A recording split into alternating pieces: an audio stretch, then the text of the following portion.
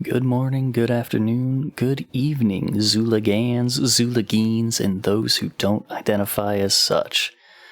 Welcome back to my AXEcellent adventure.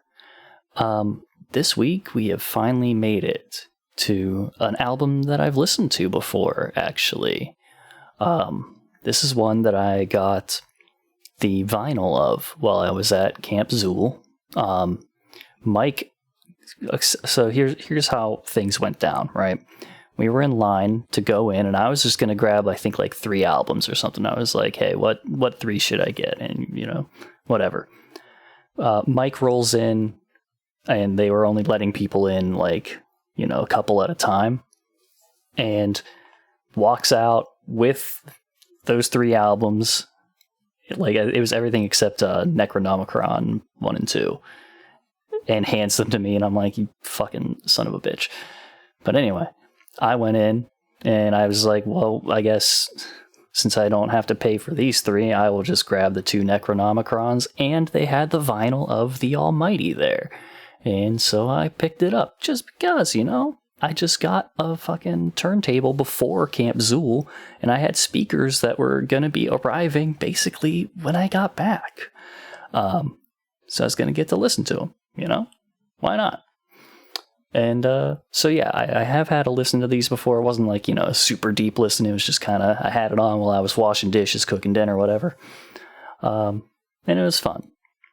But yeah, before we get into all that, I guess, some general stuff. So I just realized before I started recording this that I have been initializing these episodes. So like in my files.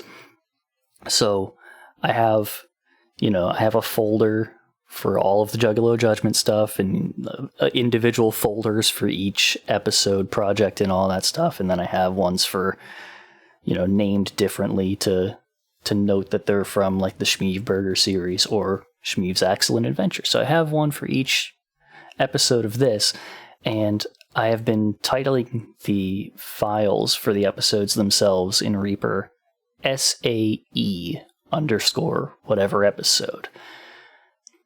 And that's not the initialization for Schmeev's Excellent Adventure. It would be SAA, but I didn't actually want to infringe on the Colt Single Action Army, so that's why it's SAE. In case you ever look at like the actual file name on Podbean or whatever, if it shows you that, I don't fucking know. That's why it's that, and it's not because I just completely unthinkingly put SAE because for some reason repeating the A didn't feel right, That's the world I'm living in. So yeah, there is that.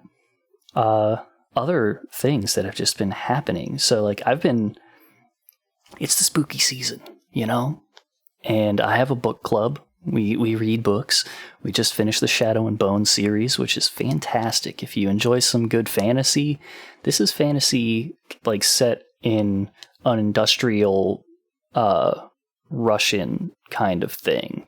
So they have like rifles and like just the start of like repeating rifles and all that stuff, but also some magic stuff and all that. And it's pretty fucking sweet.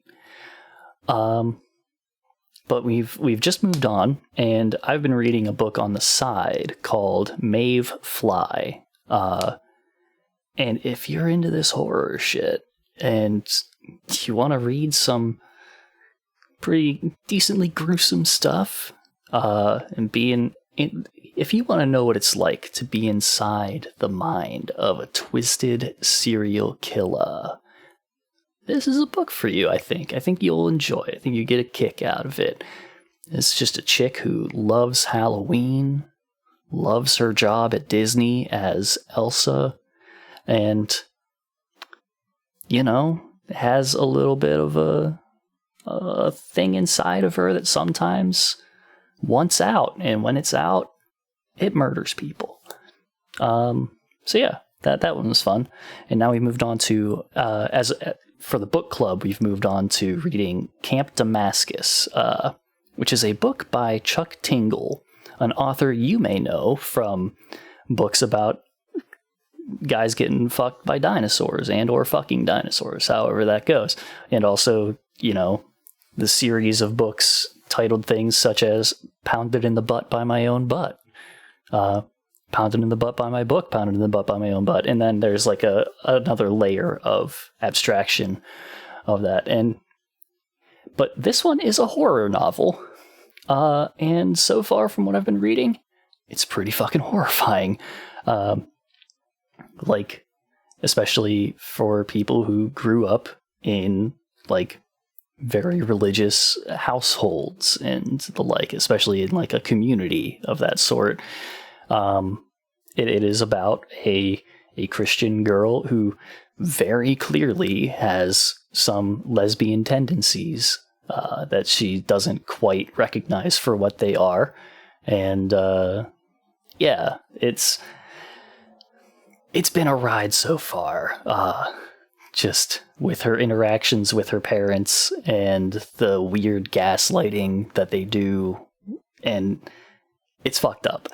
And I'm only 2 chapters in. It's a short book, but you know, there's like good 14 chapters, I think, in it maybe. I'll update you later on how that goes. You know, I just wanted to talk about that real quick because you know what? Why not? I got some time. But I think that's enough preamble. We're gonna turn now to our correspondent in the field to tell us this week's Fago update. I don't know who it is because I don't know if someone is actually doing it right now. I don't know if I'm gonna get a file to put here or if I'm just gonna fill it in with my own little goofy thing. But let me throw to you. Thanks, Schmeev. Schmeev here from about like an hour and a half in the future. Just here to tell you that Red Pop, still fantastic. I remember back in the days whenever I would go to a friend's house, they ran a little game store out of their own home in their basement. And they used to have frozen pizzas and cans of Red Pop in the fridge. And that was my first experience ever drinking Red Pop. And since then, you know, it's just been a top tier drink for me. You know, drink your Red Pops, everybody. That's all. Back to you. Wow, insightful. Thank you so much. So let's dive on into Alla Xul Elu and their 4th album, The Almighty. To kick it off, this album is like an hour and a half long. It's over an hour at least. And it has 20 fucking tracks on it, which is just a lot. And we are now 4 albums in, and I've kind of like settled into that part where I know the group and I know what they do. And sometimes it gets hard to think of things to actually talk about whenever I'm writing my notes and all that stuff and, you know, to come up with stuff. So I'm hoping that I still have some things on these tracks to bring up and that it's not going to be just kind of glossing over. Let's dive on in. Track 1, Almighty. It's just a little spoken word piece. We have Bill Moseley, who I had to look up because I don't know a lot of that. He's in all of the horror stuff, as it turns out. Like that one movie and that other movie. I think he was in like Friday the 13th is one of the things that it said. It was a big one. Maybe Scream or something. He's been in a lot. Like I looked up his IMDb briefly like 2 weeks ago, and just a stacked fucking thing there, you know. Stacked resume. That's what I was looking for. But I didn't know him by name or anything like that, and he's just doing like a preacher thing here, you know. And he nails it. Like the glee at the suffering of people deemed to be unworthy is so on point for like the vibe that they're going for, like the kind of hate preacher vibe. Goddamn. Fairly recently, a YouTube channel, Dead Domain, released a couple videos in which they, a trans woman, infiltrated a hate church near them in Seattle, I think, or somewhere in that, maybe Portland. I can't remember. It's one of those two. It's one of the two that I know people from. But it was kind of fucking horrifying to see. And, you know, these people who are supposed to be preaching love or whatever, who are just like absolutely gleeful at the idea of people they consider to be sinners dying or whatever. And it's fucked up. Yeah, you know, if you feel like watching that, go ahead. You know, I would recommend I would recommend giving it a pass if you are a queer person of some variety. You don't need, you know, already. You know, for the people who would refer to themselves as allies, you know, give it a look and see the kind of work that we have ahead of us. But yeah, this one gives me that kind of vibe, and it's really good on it. That leads us right into track 2, The Parish. Right away in the hooks, we have the double meaning. They use the term parish as in the county or so, like the holy county that a specific church is responsible for, and parish as in die. I like that. It's good. They got good double meaning shit whenever they do this stuff, and it's pretty great. Billy Obey coming out with a line, tried to kill myself with a duck hunt gun. I like that. That's good stuff. There's not much that I have for for anyone else's stuff, but this is, I didn't mention it whenever I was just talking about the album overall, but this is the introduction of a third member of Alla Xul Elu. We're finally going to hear from Elu, also known as Lee Carver. Lee Carver's coming in here, and I would say on the scale of Joe Black to Billy Obey, he's more on the Billy Obey side. He's a vibes kind of guy, and he's still very good at it, just as Billy Obey is. He's definitely sporting a bit of a horrorcore voice. You know, he's got that grit to it. You know, the horrorcore voice. You know what I'm talking about. But yeah, we got us a nice track about just an evil little church county. I had to look up what a parish was because I don't know. I've heard it before.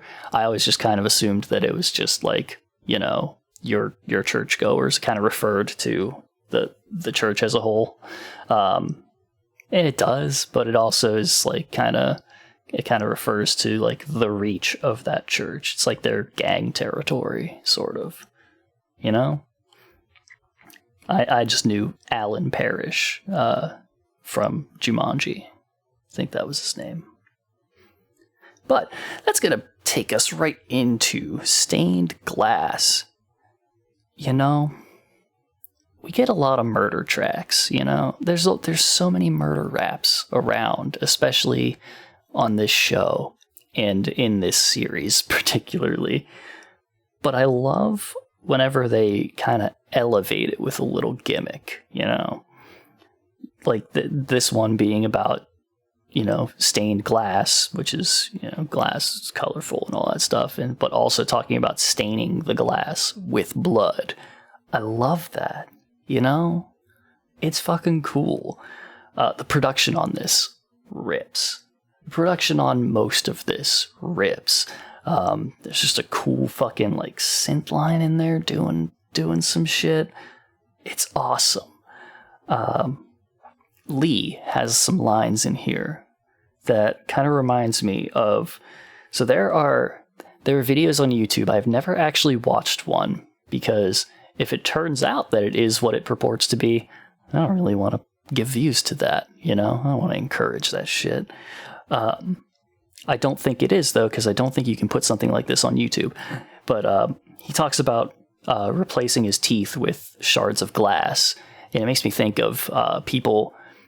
I've only seen like the thumbnails of them, but they have like the crocodile dentist game, you know, the one where you have like the little crocodile and you push his teeth down, and if you hit the wrong one, his mouth shuts on you. There are people who have videos that may or may not be real of them playing that with like razor blades and shit like glued to the mouth of the fucking crocodile.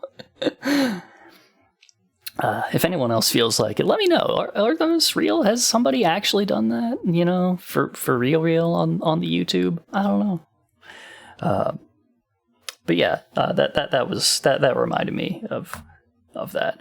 And we also have shit. There's a Billy Obey line. I just need to. I think it's a Billy Obey line, isn't it? Isn't it? Shit. I don't remember. I've lost it. Damn. That's fucked up. There's an arts and crafts line somewhere in here, and I don't know where it is. Oh yeah, he has an extra verse. This ain't evil, this is arts and crafts. That's a good line. That's so fucking good. He has a lot of cool lines like that. I'm going to talk about them later. I'm going to have a little little project for an enterprising young Zooligan that I'm going to talk about. But yeah, that's stained glass. I think it's really cool. I like the angle on it. That's good stuff. Sorry, everybody has like 2 verses in this. Damn, that's a long ass song. But we're going to move right on to Axe is Family. So this is one. I've heard this live. It rules. This is a cool song. This is very Texas Chainsaw inspired. Even the title of it, Axe is Family. I think it's like the Saw is Family or something. I've seen Texas Chainsaw Massacre one time. It was relatively recently, actually. I might watch it again sometime. I don't know. I saw Texas Chainsaw Massacre the beginning forever ago, like in theaters, and it was alright, you know. But yeah, this one is, you know, it's on the cannibal shit. Lee has his line where he says, "Where they rest at ain't found on Google Maps." Good line. I like that. We have just really good focus on the core of the song throughout all of these verses, and some excellent flows in here, and just a really good hook to tie it all together, you know, especially, again, like I said, I saw this live. Anybody can get it, like, with the first fucking hook, when to say the Axe is Family. And it feels good when you're in a crowd and you're with everyone on that, you know? It's nice. This is also the song I think I mentioned before, where Sold My Soul, I speculated, should be like a set staple, up until the point that this one happens to knock it from its pedestal, because I think this one is absolutely one that should remain in a set. It's just really good. All around, this one is just fantastic. There's a lot of just good, like I said, good focus. They know what they're rapping about. They stick to it, and everything just comes together in one big, beautiful ball of flesh that they're munching on. You know? Moving on. Belial. Now, this one... Okay. So I just have a lot to say about the title of this. First, that a lot of people pronounce it in different ways or whatever. I don't know. I don't have the Hebrew, you know? That ain't me. But yeah, this is another in the long list of Hebrew words turned into a character by Christian fan fiction. Like, it's just weird. Like, it literally just means, like, without worth, something along those lines. And people in like in the original Hebrew, are referred to as sons of Belial, which is like a turn of phrase used in a lot of different places, like sons of insert concept here, to indicate that they are, you know, people who are mired in this idea, you know. So like sons of Belial, they just mean people who suck, who are just, yeah, they're just bad people is the idea. And then, you know, it's just kind of turned into like, oh, it's the actual devil, or, you know, another demon or something or whatever. It appears in The Woven Path, which is a pretty cool book, as it's like released from its little prison or whatever, and takes the form of the Squander Bug, because it sees it on a poster. It's in World War II. The Squander Bug being like a U.S. propaganda thing. Maybe it was because they were in Britain, I think, in that. I don't remember where the Woven Path takes place. I think it's actually in like a British place, or maybe it's actually a German town or whatever. But yeah, the Squander Bug was used by the Allies as a symbol of, like, you know, just waste and stuff, not contributing to the economy adequately. And it was like a big bug covered in swastikas with a goofy Hitler face, you know. And if you were being wasteful, you were feeding the Squander Bug. And so that's what Belial takes the form of in that book. Because for him, it works in that time as a very terrifying visage. That's all beyond the point of this song. Insane Poetry is on this track. His first verse fucking rules. There's just a lot of good shit in there. I like it a lot. I like the idea of Joey's verse in this, with the references to like bands that are kind of known for having hidden messages or evil music or whatever. The execution is just kind of iffy, you know. Like his last line, "Run with the devil, no David Lee Roth." That's good as a tie-in to the hook of this, with the "Run with the devil" and all that stuff. I like that.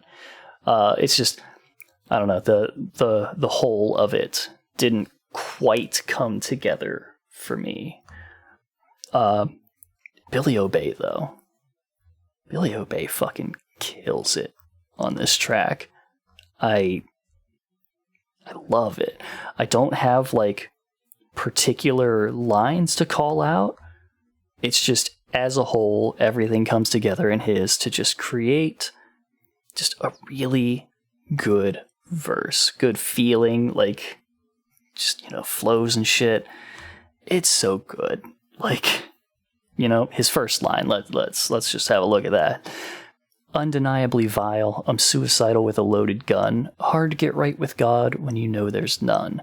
God damn, dude. Like, it's amazing how many ways he has to say a line similar to that. Like, he expresses these ideas in so many unique ways, and that's cool. And, you know, they just hit hard.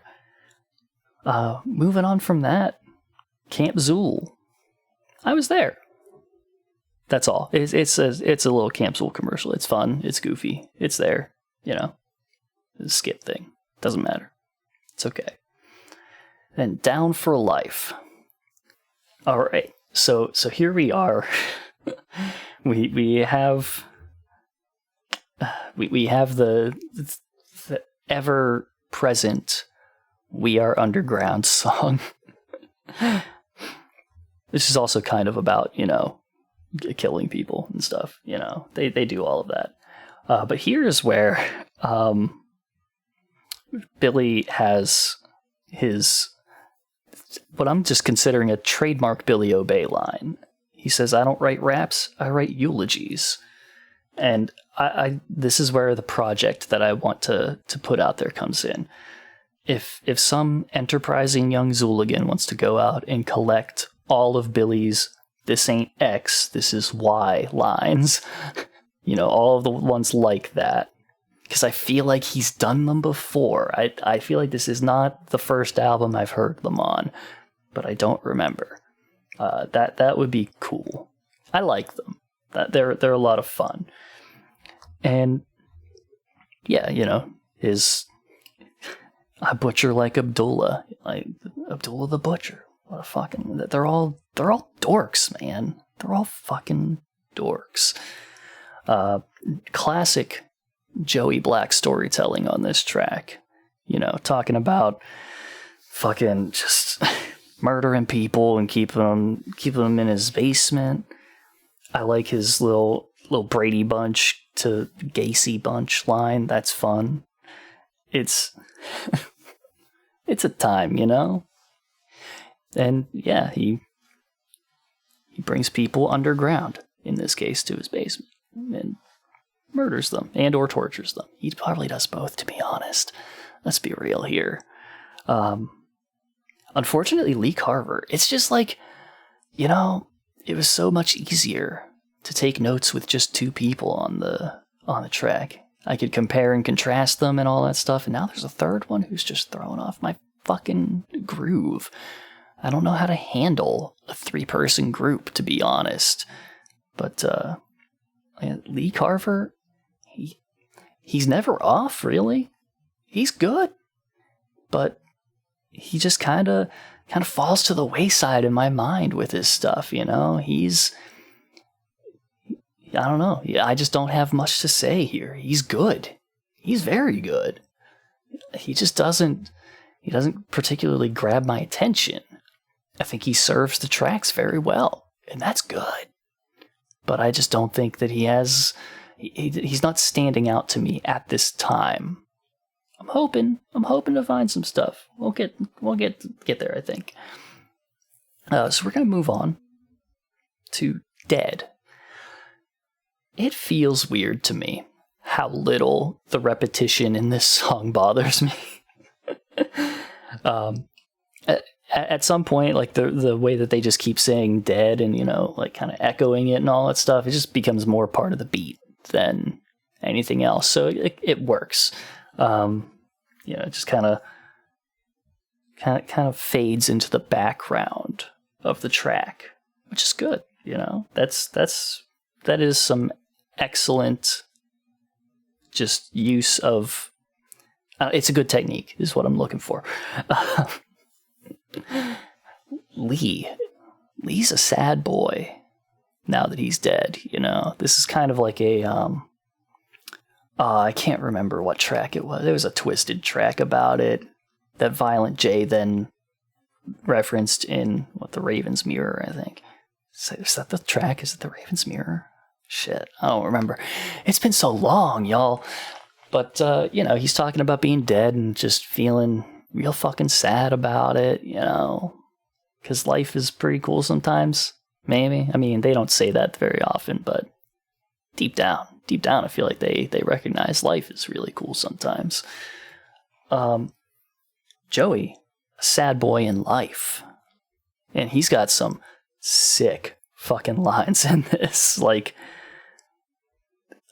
nothing to pull out directly, because it's just his whole fucking verse, to be real. And he's just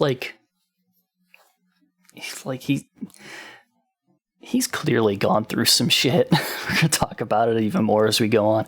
Anytime that they do songs like this, it really comes out that like Joey B has been through some times, and I really hope that he's doing good nowadays, feeling better, getting the help, and has a good support system behind him, because whenever he gets into that stuff, it's pretty fucking real. And Billy, he just got some good contrast in this, because whereas Lee and Joey are kind of chopping it up a little bit, Billy is taking it slow. He's more of like an interlude kind of thing, singing a lot of his lines and keeping it loose. which is just a really cool way to do things. Like that's just good songcraft. That's right. Fucking Joey ends his verse. Nirvana waits in the grave under dirt and rocks, so bury my body in a heart-shaped box. That's, man, the double meanings that this guy works with are so fucking good. Like, I've said this so many times. He's just a good fucking writer. The guy's sick. And, you know, a little sick too. But, like I said, I hope he's getting the help he needs. Alright, moving on. Decomposing. This track, I love. This is another one where the production is just fucking sick. There is bass in this that is just always there. It cuts for like a second in a hook, in the hooks, I think. But for the rest of it, it is just this constant just sound. And it has like a little bit of pulsing to it, so it's not like a, you know, it's not like a hard sound. So it's just kind of like, I can't even make it right now because I'm talking too low and my throat is getting fucked up. But no, I love it. I love the sound of it. I love the way it feels. That it's just cool. The beats are just so fucking good. Every verse in this, starting with "Kill yourself to this music," I think that's pretty cool. Billy Obey is kind of channeling like an alternate dimension Bizarre who doesn't suck. You know, he's kind of doing like a gross thing, but at the same time, it just kind of works for him in a way that Bizarre never has. I haven't heard much Bizarre, honestly, but you know, my exposure thus far has been not good. So, whatever. Lee and Joey, they just love some rotting bodies, you know? They love watching the process, you know? Joey talks about fucking watching a time lapse of a body decomposing. You know? He just loves to see it happen. And that's cool. Good for them. I'm glad. Follow your bliss, as they say. Moving on to Believe. This one is just a little Billy Obey solo interlude thing. We got some backwards talking that shouts you out if you bothered to listen to it backwards. Thanks. I didn't listen to it backwards. I looked on Genius. Yeah, he's an evil boy. And it's kind of because God remains silent, you know? It's tough, you know. That's just the rough shit to live with. But yeah, not much to say about that one. It's there. Next track, Blasphemous. I have this shirt. I got it at Camp Zool. It was the all white on white one, where it has like the printed text in white that says baptized by the blasphemous. It has like the AXE on it and all that stuff. And the idea was to get it all bloodied up to reveal what the shirt says. I actually didn't run it through the wash for a very long time. But whenever I did, it still washed out anyway, and now it is just kind of like a very faded pink, and you can't really see it anymore, but I'll get it fucked up again later. We'll work it out, you know? It's a cool shirt, though. This one has Flatliners on the track, which I feel like we've heard before.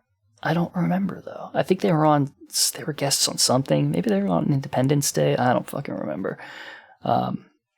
It did remind me, though, that I need to watch the movie Flatliners. I've never seen it. It was released the day I was born. That's the only reason I know about it, actually, is because, like, there's, you know, there are, like, those fucking trends that go around, like, see what was... It was, like, a short-lived thing, but there were all kinds of, like, what, you know, this thing that happened on the day you were born or whatever. What song was number one on the day you were born, etc., etc. But yeah, that I'll watch that at some point. They say the thing that their name means in this song. They say God's V will rise. Cool. Joey. Good old Joey B, right in the beginning of his verse, standing up for reproductive rights. You know? Maybe it wasn't in the beginning of his verse. I just know at some point he mentions that his mother couldn't. Yeah, mama wanted an abortion but couldn't afford one. It is right at the beginning of his verse. I was right. Let's go. You know, straight up, man. That's that rough shit. You know? Imagine what could have happened. I don't know. Anyway, Red Rum, honestly, little toxic dude. You know, just getting on the case of other rappers and stuff because they're not manly or whatever. You know, come on, guy. Saying they're cheapening hip hop, like, dude, hip hop arose from some good times. It was used also, it was definitely used as a voice for people, for downtrodden and all that stuff, but it also came up out of, like, some party scenes and stuff. It has its roots in all kinds of stuff, dude. Can't just be coming at people like that, although I've seen Meek Mill live. He had a good drummer. That was all.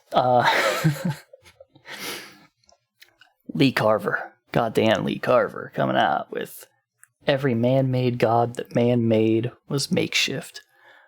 That's another one of those lines. It's just super fucking well written. That could have been a Joe Black line, honestly. But no. From the mouths of Lee Carvers, you know. Yeah, good song. I like the hook on it. It's the whole track is just really good. I think the first verse from Gravedigger was good. And like I said, Red Rum, it's fine. He's okay. But yeah, Blasphemous. Up next, Skin. So again, we have another one of those hooks where they they repeat the thing, but with like a little change to change the thing of it. They have one line they say shed my skin, and the other they say shed your skin. Good stuff, you know? Because it's about wearing people's skin and stuff. I love a little bit of Pig Latin in there.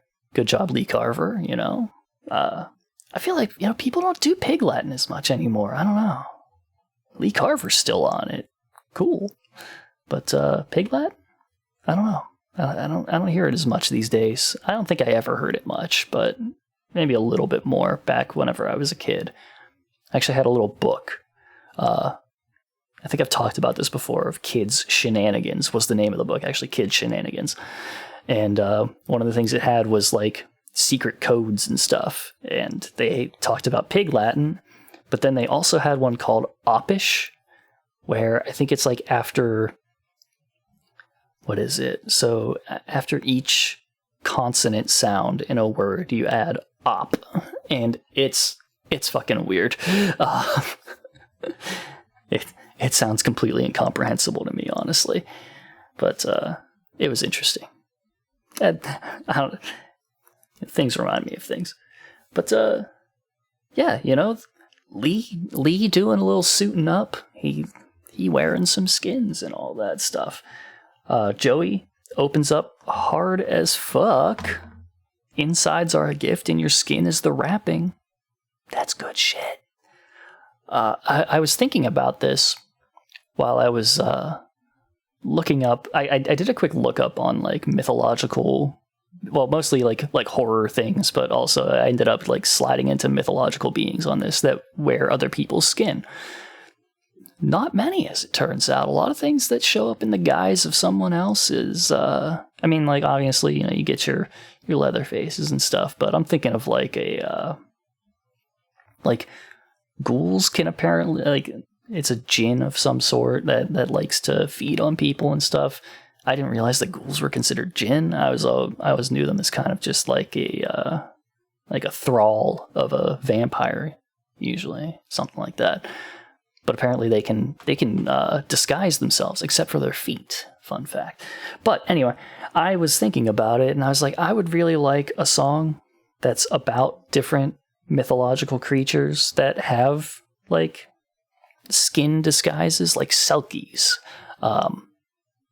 Selkies, if you don't know, are seals, but they can shed their seal skin to become beautiful maidens. I think they're like, what is it? They are, because I believe selkies in general are just like, they're kind of like mermaids and stuff, and, will drag people to the depths and all that stuff, but can also be fascinated by something.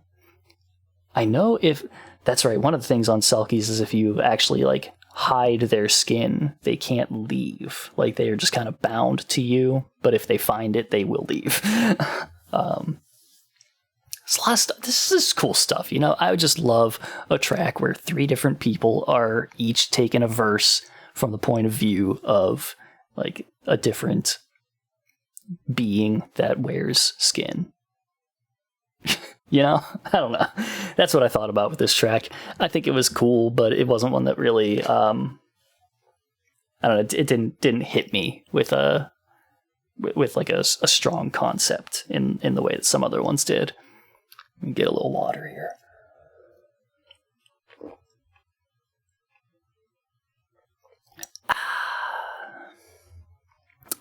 Coming soon. It's just a little, little intro track to the next one. Gives you an introduction to Forever Face. I was thinking, like, my initial thoughts were like, that's a bold intro, because it kind of gives me vibes of the what the hell was that? Like the warning before, is that I Like It Rough? Is that the one that has the stupid warning before it? I think it is. But this one is less like that, and it's more kind of like a movie trailer thing, It's kind of campy in a way, like, oh, you're gonna be so spooked. So it works, and that leads us right into Forever Face. Now this is like a big track for them too, as I understand it. Like it's the name of their masks, and that's cool. Joey Black is always on his shit. He follows up a Lose Yourself reference with a line about Carly Beth, the Goosebumps character from The Haunted Mask, and follows that up with a line about his bad leg and walking like a mummy. It's so good. Like, all of these lines in a row, I just feel like I don't know. It's like Christmas came early, dude. About to vomit, palms sweaty, blade stuck in your stomach, mom's spaghetti on my machete. God damn. They say I rock a haunted mask like I'm Carly Beth. I love The Haunted Mask. It is a fantastic story, and possibly one of the best, like, TV adaptations of any book. I'm just gonna say of any book. Fuck it. I'm gonna go all the way with this. It's fantastic. Like, it's super well done. R.L. Stine was 100% on his shit whenever he wrote that, and whenever they adapted it, they directed it perfectly. It's just so good. Like, really watching somebody sort of lose themselves in, like, their desire for petty revenge. Kind of petty revenge, because honestly, it's some fucked up shit they do to her. Like, that, it's fucked up, and goddamn, they deserve it. But anyway, he follows that up with can't run, got a bum leg, and that ain't funny. Arms out, leg dragging, coming at you like the mummy. It's just good, man. How does he do it? How the fuck does he do that? Shit, man. And, yeah. He just fucking rules. Lee got a face of faces but no face under because it's his face. Is kind of what he's saying. Like he stitched a mask of faces together for himself, but it's also like his face. Like he doesn't have like his original face under there, I suppose, because all of the mask of faces is his face. It's his forever face. You can't take that off. There ain't nothing. That's the face, you know. And that's what you see before you get murdered. Forever face, another staple, I would say. Cool track, and you know it's one where you're in the crowd and they say the forever face line. You just kind of point to your mask that you're wearing. Don't do that. It's stupid. Up next. I'm losing it today. Pipe bomb. This one, it was okay. I did need to point out that I think it's Billy Obey who says it. And it's like in the first verse, Mollytov. But, you know, that's fun. Yeah, it was him. Yeah, so this one, it's kind of just got like a world beyond saving, so just end it kind of vibe to it, you know. I just don't care much for it. Triplet raps are like this are just kind of whatever for me. Lee is doing some stuff with his flows. He's playing around with them in a way that like he's breaking out of the triplet vibe thing, trying to spice it up a little bit, and it's just kind of clashing, not really doing it for me. This song's whatever. If I was doing the thing where I listed 3 favorites and 1 to drop, this would probably be my 1 drop. You know, that's all. I don't have anything really. It's just, it's fine. Lost Cause. Here, okay. I mentioned this before. It's very clear to me that Joey B has quite a bit of experience with depression and suicidality and all that stuff. Guy, I'm glad you made it through that. I mean, I know that there's really no making it through. You're always kind of in the midst, but I hope you're not in the thick of it, as it were. Yeah, he's got some feelings and experience, you know. He talks about effort being a barrier to suicide, which is like a real thing. Like if you have to put a lot of effort into killing yourself, a lot of times people don't do it. It's usually a passing thing, you know. It's whenever they're in the worst of it that they have that feeling, and if they aren't able to, you know, if they don't have the means to accomplish it, sometimes that feeling can pass, and that's good. It sucks that they're in the middle of it in the first place, but it's good that that's, you know, a thing. There's a reason why gun owners tend to have high suicide rates, because they have an easy method there. It's, you know, it sucks, man. Like this kind of track, I think I've talked about it before. It's sad to hear and know that like this kind of commiseration is needed to give people an outlet, you know? Like, I wish people didn't need this kind of outlet for their feelings, but because we do, I'm glad it's here. And I hope it does help people, you know, just to know that someone else has felt this way, and, you know, that they're still there, you know what I mean? Lee, kind of on like some morbid hedonism thing, you know, talking about just getting high and drunk and stuff, and just kind of losing himself to pleasures of the flesh or whatever, and just kind of kind of spiraling in that manner. And Billy's on that edgy nihilism stuff, you know? There ain't no meaning, so why, you know? And that's there. Yeah, it's like I said, it's a good track, but one of those ones that, like, it's not one that's for me per se. I don't experience that kind of stuff. I just have, you know, I've known a decent amount of people. I've at least perused the experiences of people enough to kind of get a feeling for it and understand where they're coming from. So, like, you know, as much as it doesn't relate to me, I can definitely see other people in this, and it sucks, you know. Again, yeah, we bring it up 9 times out of 10 on this show whenever we get a track like this, but, you know, reach out to people if you're struggling. A lot of hotlines and stuff aren't the best first place to go, because they don't, you know, it's not like as personal of a person and all that stuff, and sometimes they're just overrun, and yeah, it's sad, and the best that they can do is, like, refer you to a ward or something.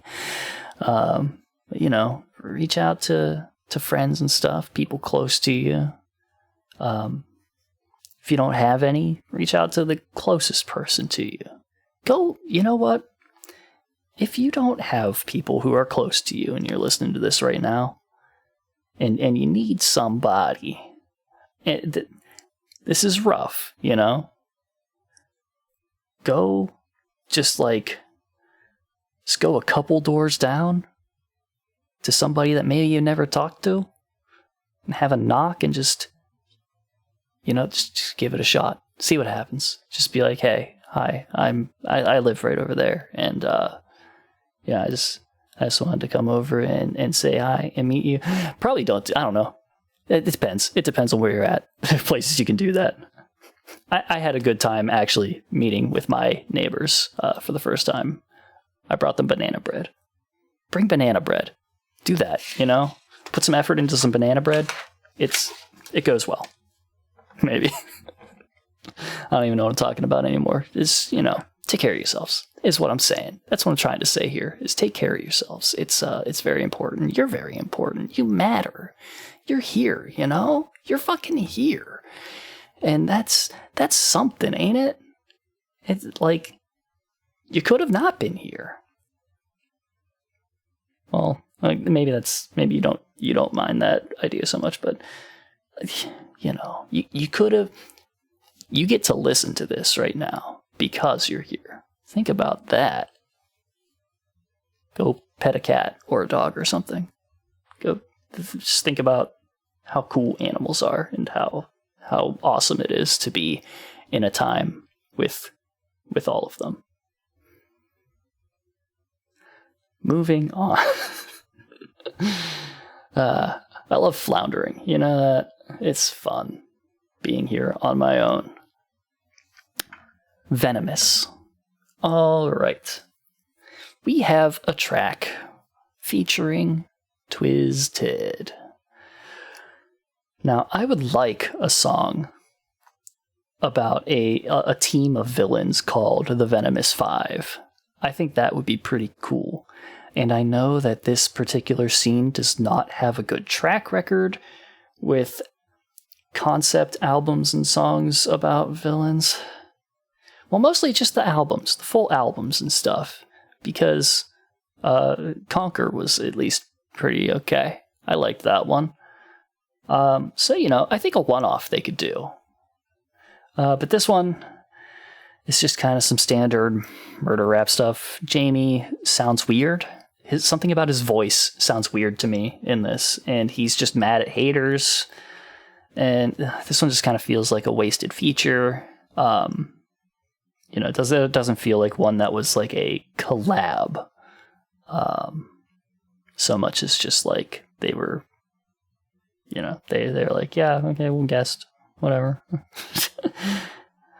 that's all. I don't have much to say about this one because again, it's, I don't know, it's kind of a lackluster feature, and that sucks. Like I wish they would have, I don't know, done better. That's all. Moving on to The Forgotten. This one I like. There's like a theme throughout this one of falling. You got Billy taking a literal dive to his death, and then you get his descent into hell. Cool stuff. Lee kind of in like I said a falling down scenario. I haven't actually seen Falling Down. I just know that it's about a guy who snaps and, goes on a rampage or whatever. But Lee's more like backsliding on like he mentions like the 12-step program, which was pretty good. Like plummet down the wishing well, falling down the 12 steps. Good line. And backsliding and ending up below even where he started from his climb. And that one's good. Joey. Good old Joey B. Talking about climbing up to heaven. And when he reaches the gates, he just says like, fuck y'all, and just let's go, and falls back down to earth and like reverse dies back into the living world. It's just fucking wild. I like this track. It was really cool for all of that stuff. When they keep to a theme, I like it. I like it a lot. Moving on. Into the Fire. Here is where, on a regular JJ episode, I would insert the Dawkins song, Into the Fire. Maybe, because, no one would really get it, because nobody listens to Dawkins, really. I'm the only guy. Me and my aunt, actually. My aunt was really into Dawkins. Into the Fire, though, has a pretty ripping solo. Some of it. George Lynch, she could just rip the shit out of a solo. It was wicked. This one is one where we have some more of that stuff that I like. Get drunk because I can't afford a shrink. Again, diving into the social issues of the day. Like, it's just Billy Obey really just exposing the flaws in our healthcare system. Also, okay, Murder of Flows is a really fucking good line. I love that. It also like doubles as a reminder of the other day whenever I was going hiking with some friends. On the way there, I drove past this house and a shit ton of crows, just like every time a car would pass, they would all take off from the house, fly in like a little spiral in formation and all that stuff, and then land again. It was just really fucking cool to see. But yeah, Billy Obey talking about just not having a path to a better life, not having the option to get better, which is just too real of a thing for people in these days, and I hate to see it. Fucking the term hallelujah side. Commit hallelujah side, do it in the church. Joe Black, what a fucking line. I love that. He's kind of on some like don't fear the reaper kind of shit, just dying ain't so bad, just it's just a whole new adventure. And he referenced Don't Fear the Reaper, I believe, earlier in this album. I just don't remember where. I didn't take note of it. But, yeah, that was his thing.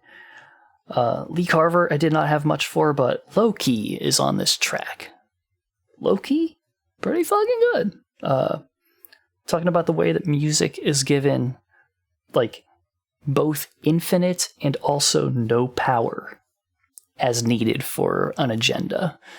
You know, like whenever it could possibly be, whenever people use music to help them through stuff, it's whenever, like, you know, in general we just say like, it's just music, it doesn't matter. But then whenever somebody, you know, commits a mass shooting or something, if they listen to certain kinds of music, all of a sudden that music is given all of the power to control this person's mind. You know, I like the way that he goes through that. Just music is it's a thing, you know. It is a form of media, much like any other one. People can use it as inspiration in multiple directions, and sometimes it's just a thing to rock to. You know, who can say? All right, we've made it to the last track, "Going to Hell." This one is a pretty quick track, just about how they're evil and going to hell. It's in, it's out. Like it is a pretty quick one, and it's good. You know, I just don't have that much to say about it because it is just a really good, short, to the point track, and then it's done. Or is it? This track is like 8 minutes long, and there's a little bonus at the end of it. We got a little down home stomp clap track to hoot and holler to. This is stomp and holler music. That's a genre that exists or something. But no, it's a fun one. It definitely gives vibes of. I mean, it is literally about getting picked up by the Church of Xul bus to go to hell, and it gives vibes of like a, you know, going to camp bus song thing. And it's fun. And they're just having a good time with it. I like that. They are doing some hooting and hollering, and we love that. It opens with them talking about how, like, now having listened to this, you are absolved of sins and all that stuff, and everything's cool. You're going to heaven and stuff. And then they're like, nah, hop on the bus. We're going to hell. Which is fun. That's the Almighty. This album is really fucking good. I like it a lot. It's a good one to just put on and just vibe to. I did say that it's a long album.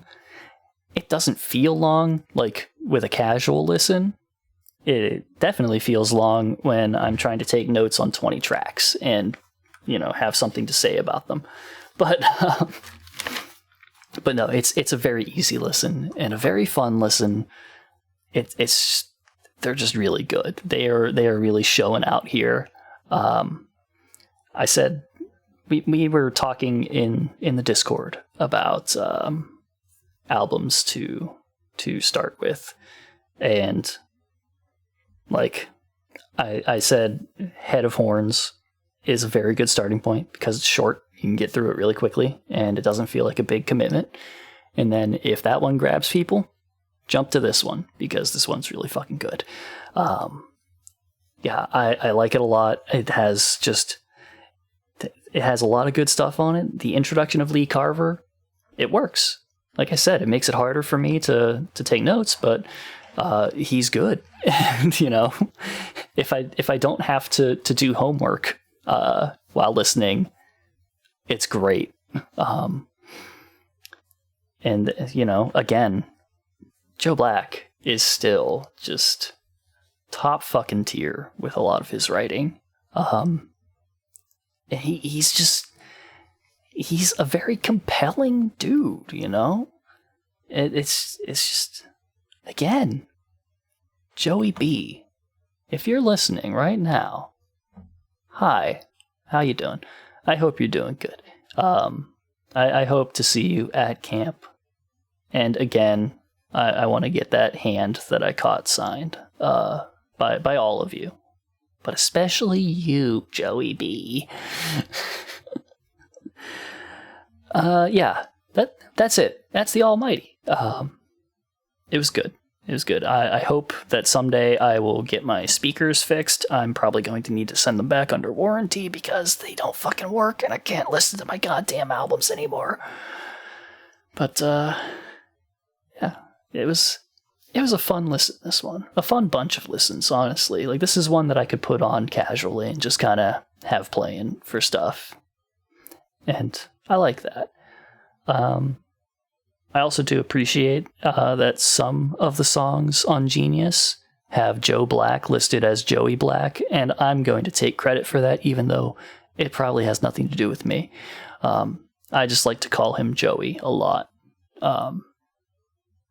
Joey, if you're listening again, if you don't like being called Joey, hit me up, let me know. I can stop anytime.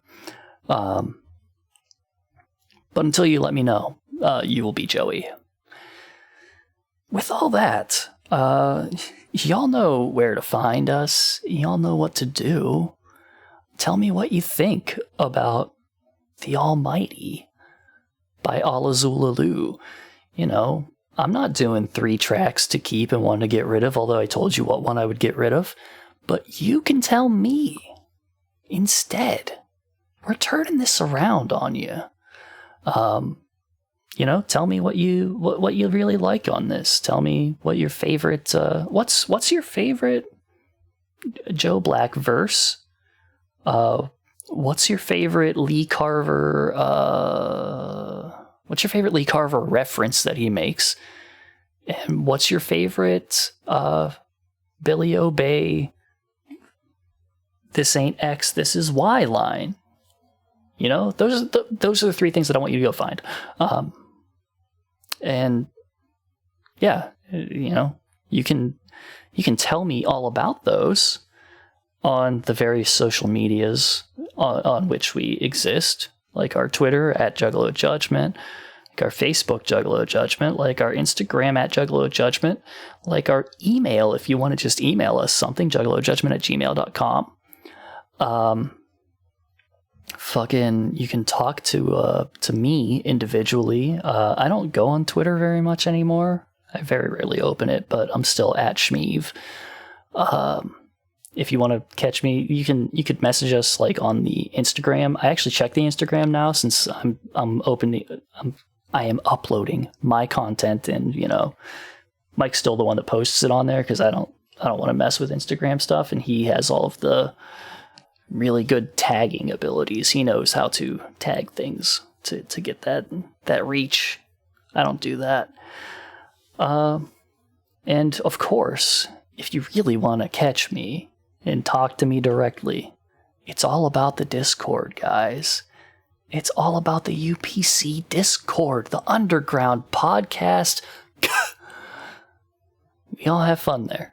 And that's a place that I check regularly and hang out and have some chats with people. So if you want to get at me, that's probably the best place. And you know, Mike, the straight edge Juggalo, Mike Spawn, the SEJ, whatever else he goes by, straight edge Juggalo, all of that stuff. He's around there too. He's back. He's been out for a while. But he dropped in the other day to say what's up, and he's been here a bit. So I'm glad to have him back, you know. And we might get back to recording stuff whenever I'm done with this. We'll see. So yeah, I've been carrying this on for way too long. I didn't tell you about some of the other things that I was going to mention as far as like horror movies that I watched, like that one that I don't remember, the Cobweb. It was fine. I liked it. I think the ending was, it didn't quite stick the landing on the ending, but I think the journey was good. It's good little thing going on there. And, yeah, now you know. So with all that out of the way, I think it's time for me to get the fuck out of here and go make myself some pancakes. Have a good one. Peace.